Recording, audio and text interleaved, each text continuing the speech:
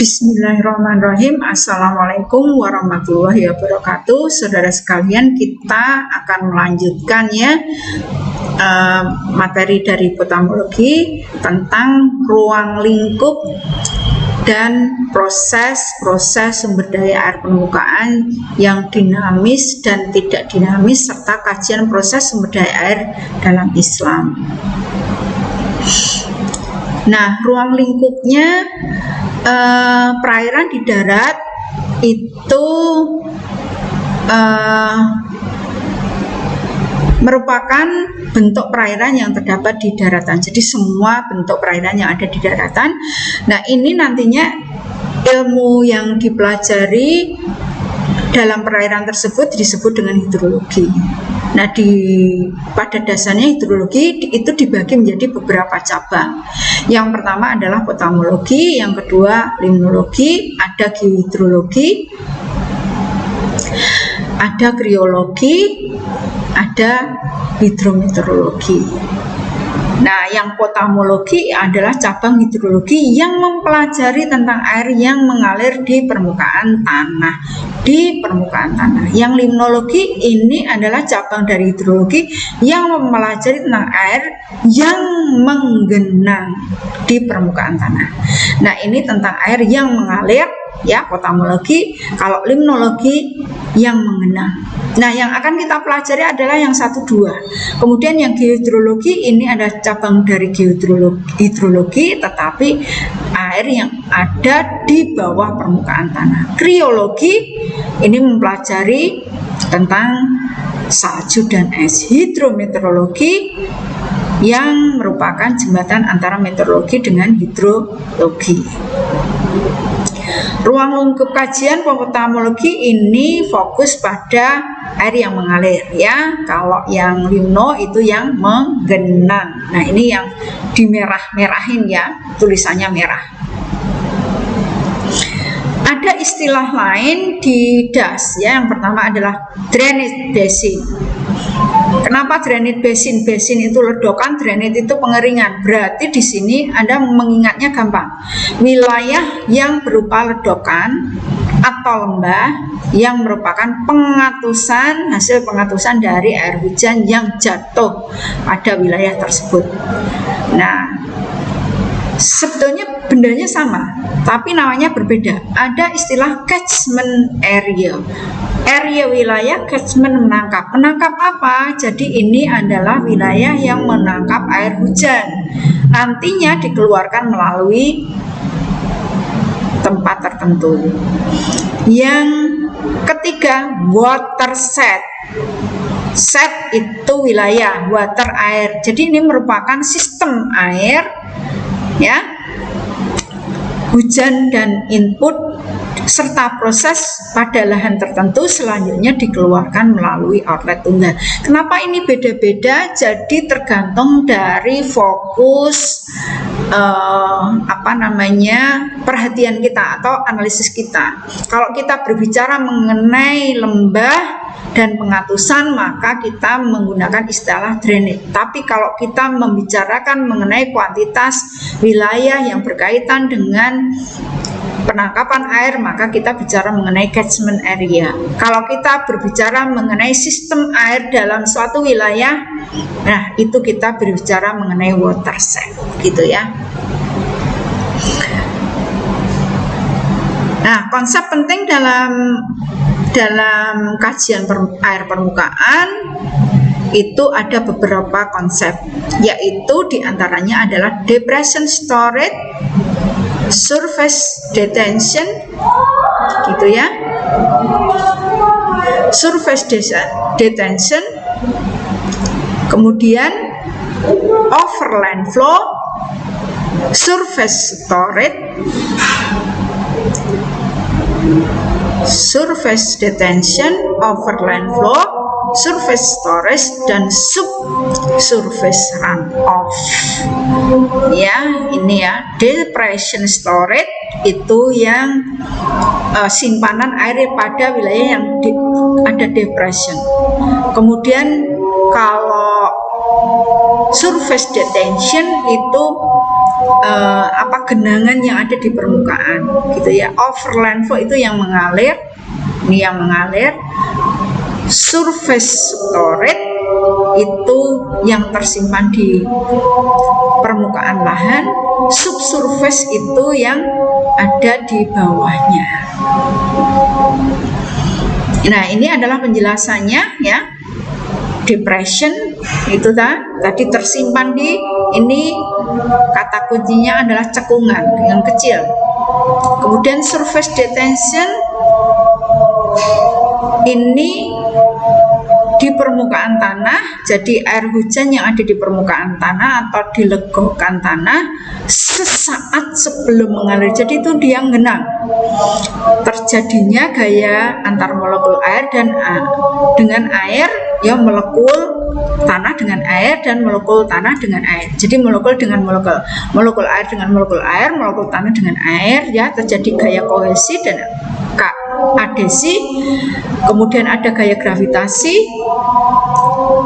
ya, sebelum jumlah air itu tertampung ke dalam tanah. Kemudian overland flow ini sudah mengalir, ya, gerakan air hujan yang jatuh di permukaan tanah sebelum masuk ke dalam saluran, itu overland flow, seperti limpasan pada wilayah dengan kondisi yang beraspal. Kemudian surface storage ini simpanan, ya, bagian air hujan yang tidak terinfiltrasi selama dan sesudah air mengalir atau berlangsung. Surface detention terdiri dari depression storage, ya, di atas tadi, kemudian evapotranspirasi selama hujan berlangsung. Kemudian subsurface runoff itu bagian dari air hujan yang telah masuk ke dalam tanah, terutama yang sudah terinfiltrasi dan mengalir secara lateral melalui horizon atau lapisan tanah. Proses sumber daya air permukaan yang dinamis dan tidak dinamis. Nah, ini ada proses sumber daya air permukaan itu ada yang sifatnya dinamis, ada yang tidak dinamis, ya. Yang dinamis tadi yang mana?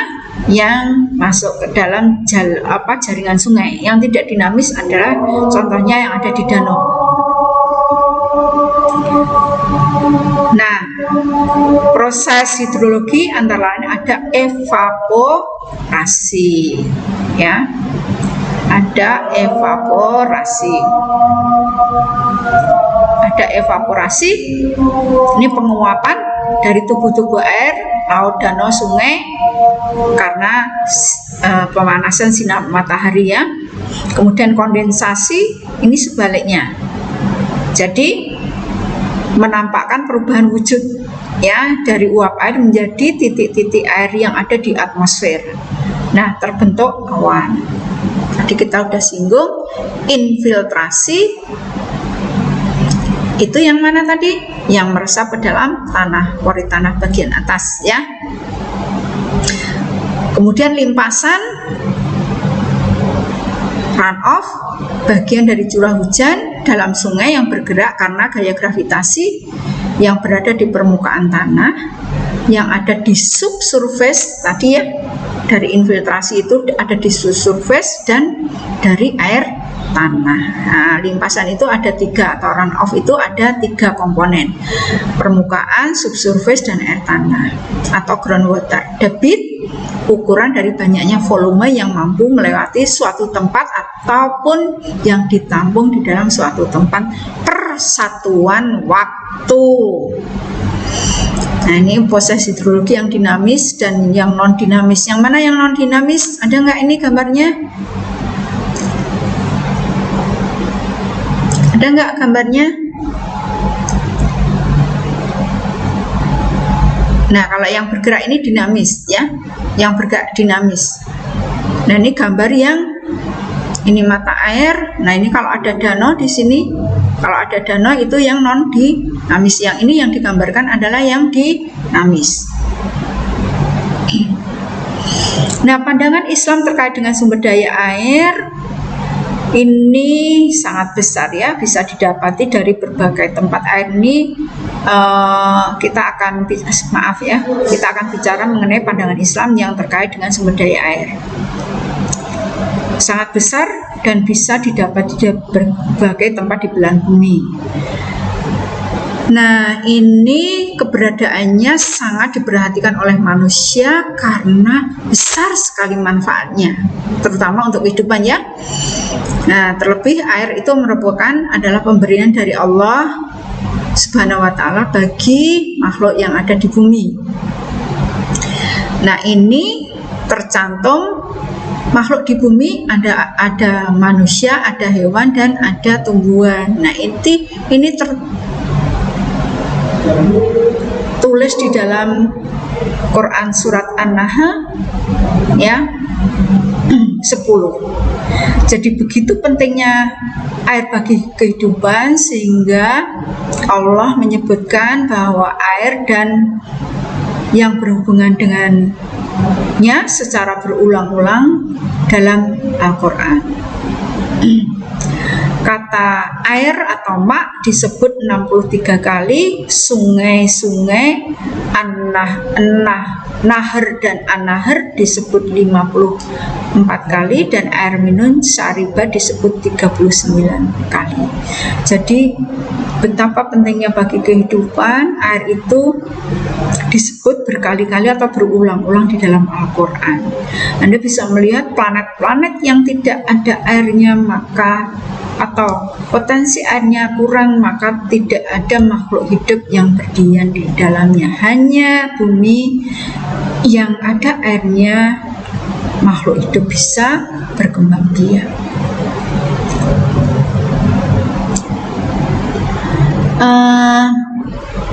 Jadi kenapa disebut berkali-kali? Karena kemanfaatan air yang begitu banyak, terutama bagi manusia. Jadi tadi ya di An-Nahl ayat 10 digunakan manusia untuk air minum. Selain itu juga sarana utama untuk bersuci dan mensucikan benda. Mencuci ya maksudnya. Jadi setiap muslim setidaknya melakukan wudhu sebanyak 5 kali dalam sehari. Minimal ya. Kalau cuma 5 hari kita kebangetan ya, karena ada sholat-sholat sunat yang lain yang masih kita harus bisa melaksanakan agar menambah keimanan kita dan mendekatkan diri kepada Yang Maha Kuasa. Selain wudhu, muslim juga menggunakan air untuk menghilangkan hadas, baik yang kecil maupun yang besar ya, termasuk mandi junub, membersihkan benda dari najis yang bisa menggunakan air. Maka air memiliki manfaat yang sangat besar yang menjadikan ibadah kita menjadi sah. Nah, di sini sebagai contoh air yang memiliki kualitas yang baik bagi muslim adalah air Zam-Zam. Wah, ini paling sempurna ya. Ini Anda nanti bisa membaca bukunya The Power Water Power ya. The Power of Water, maaf ya. Jadi Anda bisa membaca itu betapa air Zam-Zam itu adalah air yang sempurna kualitasnya. Ada 23 manfaat ya. Air yang pertama adalah merupakan air Zam-Zam merupakan salah satu berbagai mata air yang ada di surga. Air Zam-Zam penghidup kota Mekah nggak pernah habis, ini ya diambilin seluruh dunia.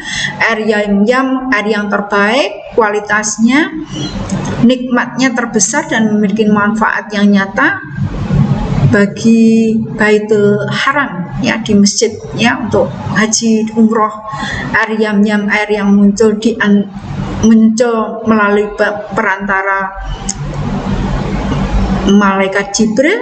Air Zam-Zam adalah air yang digunakan untuk mensucikan sadar dari Nabi Muhammad. Kemudian air Zam-Zam mengenyangkan bagi yang lapar. Air Zam-Zam menawarkan segala penyakit. Air Zam-Zam terdapat benda pereda demam dan menyehatkan tubuh, menguatkan badan. Nah, proses terbentuknya air yam-yam ditunda dari kondisi geologi wilayah ya seperti ini. Jadi ini kan kalau di Arab itu gunung-gunungnya banyak gitu ya. Kemudian terjadi hujan, tersimpan dalam tanah, infiltrasi, perkolasi, kemudian ada redokan gitu ya. Daerah yang rendah di situ ada permukiman, ada Ka'bah, muncul di sini. Jadi demikian saudara sekalian yang berkaitan dengan air ya, berkaitan dengan air permukaan. Terima kasih atas atensinya. Kita akhiri kuliah kita dengan salam. Assalamualaikum warahmatullahi wabarakatuh. Tetap sehat dan tetap semangat, dan pada aktivitas kita marilah kita selalu menggunakan protokol kesehatan. Salam.